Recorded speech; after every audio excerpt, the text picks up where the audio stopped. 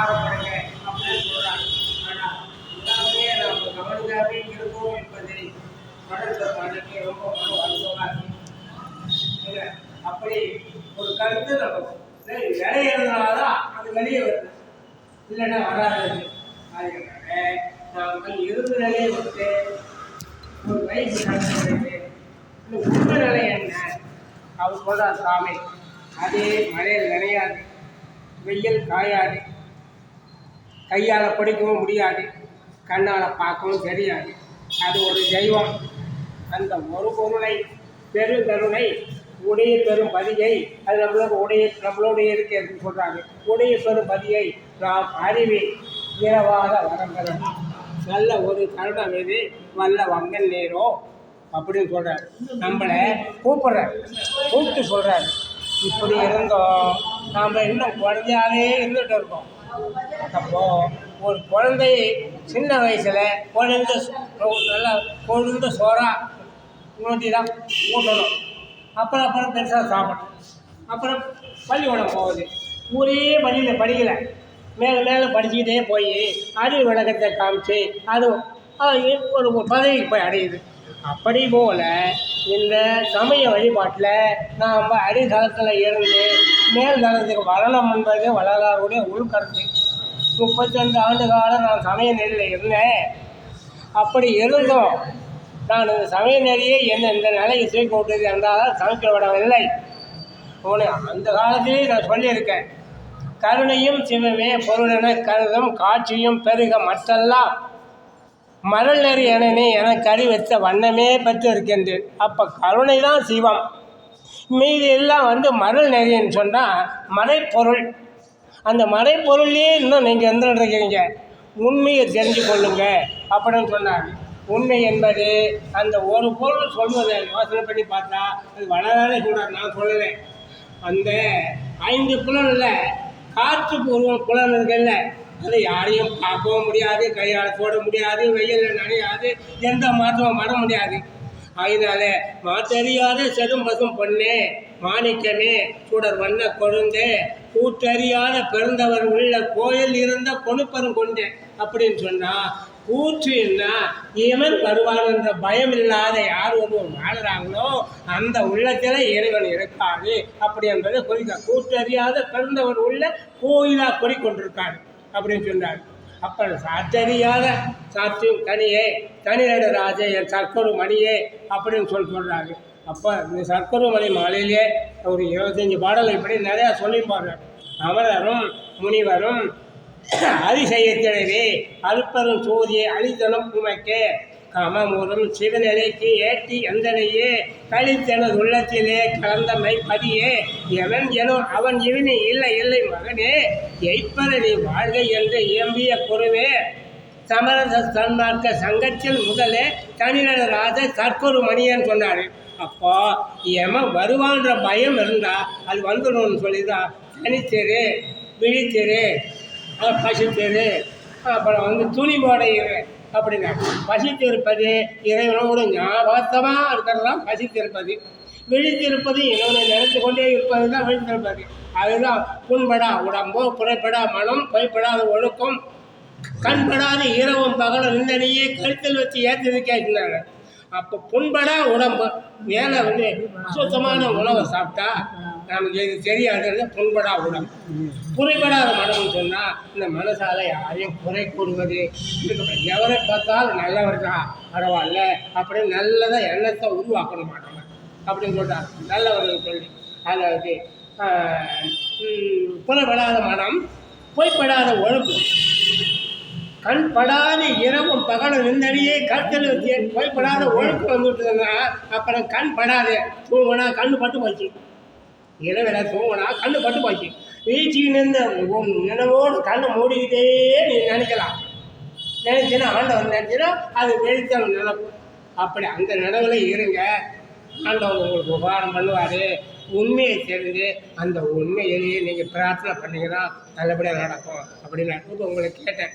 20 ஆண்டு காலத்தில் என்ன அதிசயம் நீங்கள் பார்த்தீங்கன்னு நான் அந்த அடிபட்டேன், எனக்கு கால் சரியாக்கிட்டாரு அப்படின்னு சொல்லிங்க. உண்மை அது ஏன் அடிபட்டாரு? அது துன்பம் கொடுத்து அங்கே சுகமளித்து உயிர்களை அன்புடன் காத்தாருன்னு உங்களுக்கு துன்பத்தை ஏன் கொடுத்தாரு? நீங்கள் மாற வேண்டும் என்பதுக்காக தான் கொடுக்குறாரு இல்லை.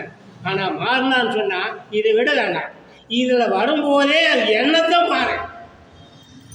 இந்த வேலையை கூட செய்ய எண்ணத்தை மாற்றி பல பேர் கூட போ. பேர்த்தால் குளித்து பசித்தால் பசித்து பார்த்தால் உலகத்தவர் போல நம்ம இருக்கணும் அவங்க கூட. ஆனால் உன் எண்ணம் மட்டும் இறைவன் இடத்துலேயே இருக்கும். இறைவன் எங்கே இருந்தாரு? இங்கே தான் இருக்கார். அதான் குறித்து உரைக்கின்றேன் இதனை கேள்வின் எங்கோ வம்மின் கூணமான குரங்கால நாடு கண்ட உலகில் அப்படின்னு அவர் சொல்கிறார். பெருமாள் குறிச்சி சொல்கிறாருன்னு சொன்னால் நமக்கு எங்கே இருக்குது தெய்வம் இருக்கிறது குறிச்சி சொல்கிறாரு. அப்படி சொல்லியும் ஒருத்தரும் வந்த பாடு இல்லையே, நீங்கள் வராத விட்டாலும் உணர்ந்த பாடு இல்லையே அப்படின்றார். இப்போ இந்த மனதனுடைய ஒரு நோக்கத்தை சொல்கிறேன். எனக்கு எதிலையும் ஒரு ஆசை இல்லை. அவரே எழுதியிருக்கார். இதுவரை அடியேன் அடைந்தவன் பயமை இடர்களும் துன்பமும் எல்லாம் பொது வளர் பொருளை பிறர் பொருட்டல்ல, இந்த புலையனின் பொருட்டல்ல. அவருக்கு வந்து கவலை வந்ததெல்லாம் பிறர் மேல் தான் வந்தது. அதை சொல்கிறார் மறுபடியும் 3வது வரையில். மது வளர் மலர்பொற் பதத்துணை அரிய வகுத்தனன். மது வளருன்னா இங்கே சிவன் இருக்கார். இங்கேருந்து மது வளர்றா இங்கே தான் நீ இருக்கிற. மது வளர் பொற்பது அறிய நான் வகுத்தேன் அப்படின்னு சொல்கிறாரு. அப்புறம் கடைசியில் எதிலையும் எனக்கு ஆசை இல்லை இல்லை, பயமை இடரும் இல்லை இல்லை என்றார்.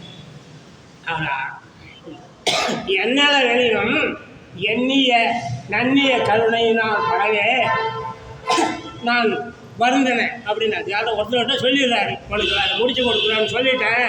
அதை போய் முடிக்காத நான் வந்து எப்படி நான் மாற முடியும்? அதை முடிச்சுட்டு தான் மாறுவேன். அப்புறமேட்டு ஆல்ரெடி வந்து எதையும் அந்த அப்படி போங்க இப்படி போங்கன்னு நான் சொல்ல மாட்டேன் அப்படின்னு சொல்கிறாரு. பார்த்துக்கோ அப்படின்னு சொல்கிறாரு.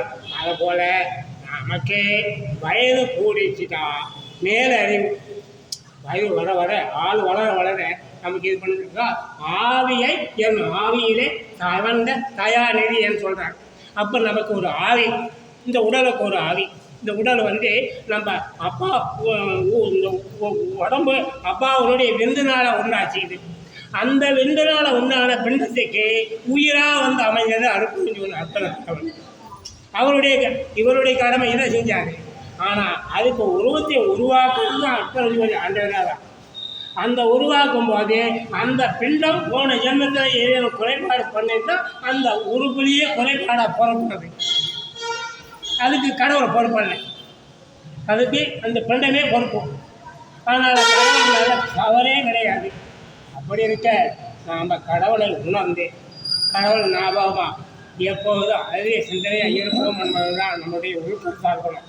இப்போ எனக்கு தெரியல, கருமாதிகாரியும் கிடையாது.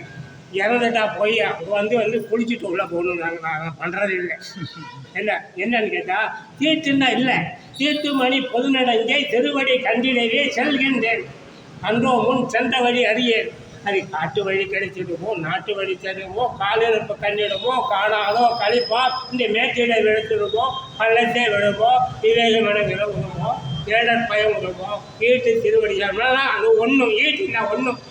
அது ஒரு தெய்வம் தான் அந்த உலகத்துக்கே நமக்கு, வேறு தெய்வமே இல்லை. ஆனால் கும்பிடுங்க எது பண்ணாலும் அந்த ஒன்றே கருதி கும்பிடுங்க. எப்பவுமே நடுவிலேயே நடு நீங்காமலே இருங்க. ஒன்றென்றது அது என்றும் உண்டு என்றது. தெய்வம் ஒன்றென்றது, பல தெய்வம் இல்லை. அந்த தெய்வம் அது ஏதோ அந்த காலத்தில் உருவாகி போச்சு. அதிலேயே நீங்கள் இனிமேல் போவேணான்னு சொல்லி அதெல்லாம் அவர் சொல்கிறாரு. ஞானசக்தனுடைய காலம் இல்லை, கலியுகாதி புருஷனுடைய காலம் கடந்து போச்சு. அதிலேயே வழிபாடு வேண்டாம், இதில் வாங்க அப்படின்னு தான் சொல்கிறாரு. ஆனால் நீங்களும் வெளியில் இவங்களும் இப்படி போல விவரம் தெரிஞ்சவங்க 10 பேருக்கு உபசேகத்தை வெளியில் சொல்லுங்கன்னு சொல்லி சொல்கிறாரு. இல்லை ஞான சபை தலைவர்னு சொல்லி என் உள்ளத்தை உணர்த்த கனிந்த உள்ளத்தோடு உணர்த்த அதை உங்களுக்கு உணர்த்துகின்றேன். இதை ஒரு கதை என நீ நினையாது. நான் எழுதுந்து கதை இல்லை, உண்மையை சொன்னேன் அப்படின்றார். அப்புறம் அந்த அற்புத யோதியனுடைய ஆண்டவனை நினைச்சா இன்பமே வரும் அப்படின்னு சொல்கிறாரு. ஆனால் படைத்த உலகத்தவர் இதை தெரிந்து எல்லாருக்கும் சொல்லுங்கள், பகர்ந்து சொல்லுங்கள். நாளை அவர் பரம சுகத்தான். இதை சொன்னால் இதை உண்மையை உணர்ந்தா உங்களுக்கு பரம சுகத்தான் அப்படின்னு சொல்வார். அதனால பல இடத்துல நல்லபடியாக எல்லாமே சொல்றாரு. அப்போ சோற்றாசையோடு காம சேற்றாசை படுவாரை துணிந்து கொள்ள கூட்டாசைப்படும் என நான் கூறுகின்றேன். உண்மை எனில் கூட்டாசைப்படும் சோற்றாசை காம சேற்றாசைன்னா நம்மளை வேணா அப்படின்னு சொல்லி சொல்லுவாங்க. ஏன்னா கூட்டாசைப்படும் என நான் என்ன கூறுகின்றேன்.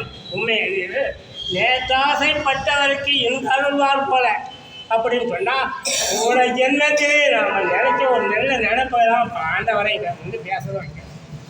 அதான் நேற்றாசைப்பட்டவருக்கு இந்த அருளால் போல இந்த பேத்தாசை கருள் பொரியும் ஞான சபாபதி புகழை பேசுமினோ அப்படின்னா ஞான சபாபதி புகழ் ஞானத்திலே இருக்கிறவங்க புகழை பேசிக்க நல்லா இருக்குங்க அப்படின்னு சொல்லியிருக்காங்க.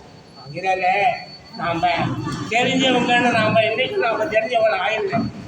கடவுள் நிலை எப்படியோ இப்படிதான் ஒரு பாவனையை செய்து நாம் நல்லடிக்கு போவதற்கு நம்மளை சுற்றி இருக்கிறவங்களுக்கு இதை போதனையாக சொல்லுங்க. நீங்களும் வரலாம், அவங்களும் வருவாங்க. அவங்க காலம் நினைக்கு அதான் இது ஒன்றும் வீண் ஆகாது அப்படின்னு சொல்லியிருக்காங்க. அப்படி இதுக்கு மேலே சொன்ன வெளியே பேசுறதுலாம் வேண்டாம்.